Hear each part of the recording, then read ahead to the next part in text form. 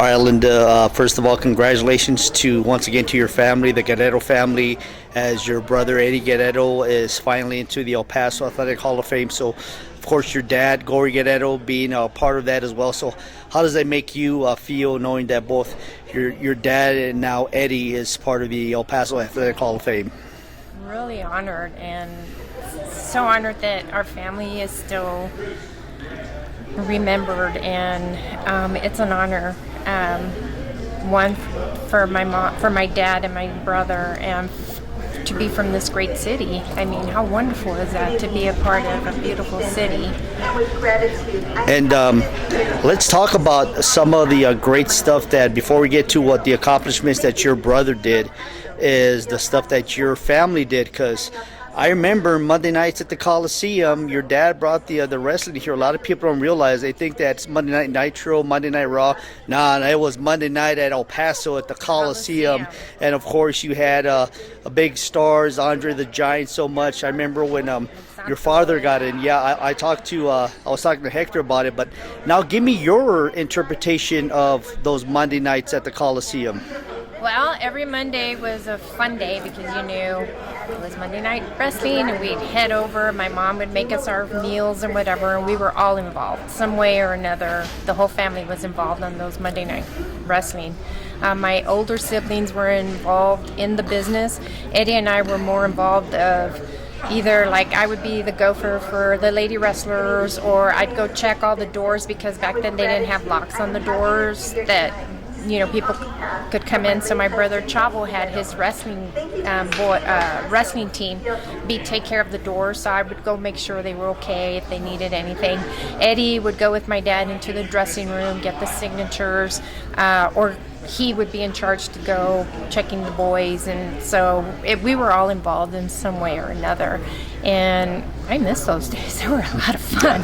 It's still a lot of fun. When did you all know that Eddie was different? Of course, you guys have such a legacy with the family, the Guerrero family, one of the most historic wrestling families in the history of wrestling. Of course, you have the McMahon family, the Rhodes family, the Flairs family, and of course, always the Guerrero family is mentioned. You get nothing but respect. But when did y'all seem to know that Eddie was going to be different from everybody else, especially the Mexican, the lucha libre style of wrestling that he did? Eddie was not that any of my brothers were afraid, because they all gave 100%. Yep. But Eddie was like throwing himself here, flying off here, doing cage matches. My brother, all my brothers did that. But I think, honestly, for all of us, when we knew that Eddie was going to be special, was when he was really young. He got meningitis, and we almost lost him. And he achieved and surpassed what he was supposed to do. And it did affect his body in ways, but Eddie managed to overcome that and trained, like I said, since he was in diapers, he's been training. So, man, like I said earlier, he was the cream of the crop. My brothers have said it. He got the training from my dad and my three older brothers. So.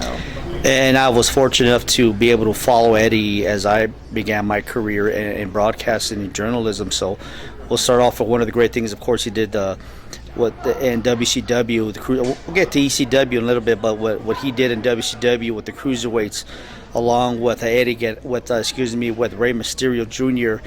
and those iconic matches that they had, they really put lucha libre on the map, because a lot of people really were used to seeing lucha libre, but not to the caliber that when Ray and Eddie got in there. So that when Eddie got in there, when he got in there with guys like Dean Malenko and all the Radicals, things like that, they really elevated the style of lucha libre, and I think made it really, really popular for the American audience. I agree, and it was, honestly, I think it was long overdue. But he was the one to do it, and I'm so glad he did, because I think it has changed the style of wrestling here in the United States, and actually all over the world, because it's gotten more that way, and every wrestler has their thing, and but that was one of the things that Eddie was really proud of, to have the flying and the lucha libre behind it. And of course, he started. You had the NWO with Hogan and all those guys, but of course, Eddie started the LWO, which is still very popular as of right now. And the WWE, they brought it back with Ray and a couple of the other Hispanic lucha libre stars now that they've got there. So the LWO was huge. Yeah, it was. Another El Paso one that was part of it that Eddie made kind of like his manager was one of his friends called, his name was, or is Duty Flores. Duty, yes. So he was part of it too. Yep. And I just remember when Duty was making his debut, Eddie called me and he goes, hey, we're in Phoenix. He's making his debut tonight. Can you take Duty to buy some clothes? And I go, yeah, because he wasn't expecting to. And I said, yeah. And he goes, and we always got tickets to the show. And he said, you're going to see something special tonight. And, you know, so when he did the LWO, of course, we all got T-shirts and the whole thing. So it was really cool. It was really cool. Now, speaking of Dude, I'd be remiss if I don't mention him, Hector Rincon, who is a friend of mine here at El Paso. We call him Hurricane Hector. I did a bunch of matches with Hector. So let's talk about the friendship there that your brother had with the Hurricane Hector, as we know him here in El Paso. Well, let me just say, he's like our family. You know, he's the brother. So I have 2 Hector brothers named Hector. But Hector and Eddie started training together. They trained with my dad. And I remember him going to our backyard and training with Eddie. And so he started that way. And then eventually he started growing here in El Paso, and we started coming, like when I'd come visit my mom would tell me, let's go to the show. And so we'd go see Hector. It was so fun to see him and some of the other people that we knew in those matches, you know? Well, I have to tell you that I have had the honor of taking bumps in the legendary Guerrero ring that was in the backyard of Hector Rincon. So that was quite an honor for me. So let's get into the WWE and the accomplishments that your brother did. One of the most amazing things ever, never done before anybody here in the city of El Paso.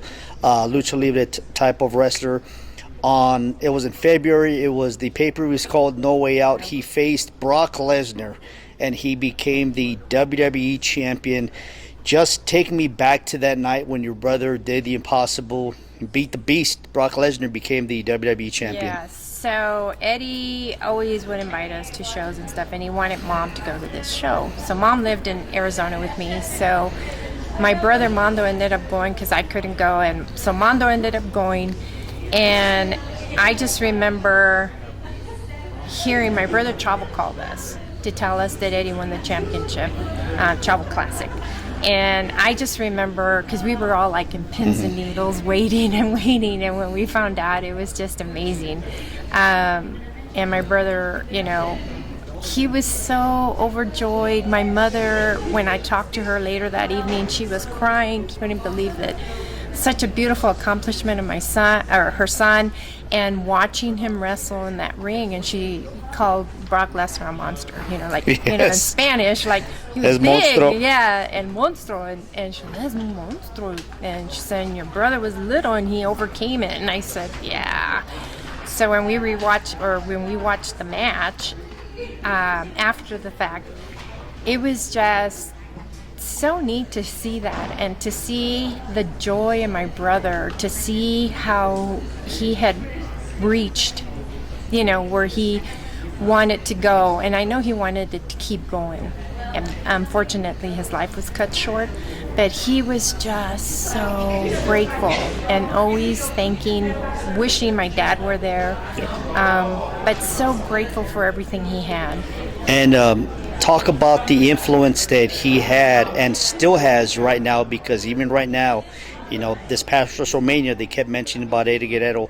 They had a couple of pay-per-views when they're in Puerto Rico. They mentioned Eddie Guerrero. So let's talk about how still, even to this day, that he is remembered, because he's never going to be forgotten. Yeah, I'm over, like, I can't even fathom how this is going on. It's just a beautiful feeling.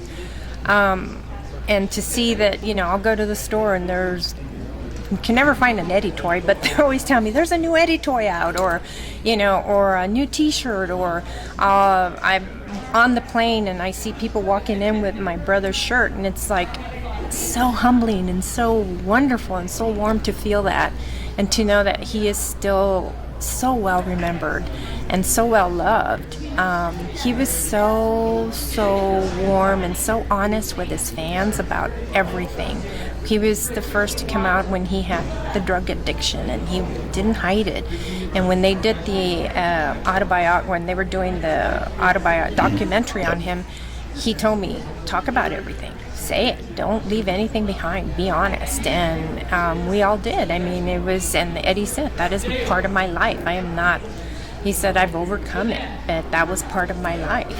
You know, that's what I did, you know, and he, with the grace of God and his faith in God, he overcame that, you know. Well, Linda, I just want to congratulate you and your family, and Oh, of course thank for you. everything that not only your dad did, because it also influenced my life, and for Eddie. Oh, thank you so much. Yeah, he's missed every day, every day.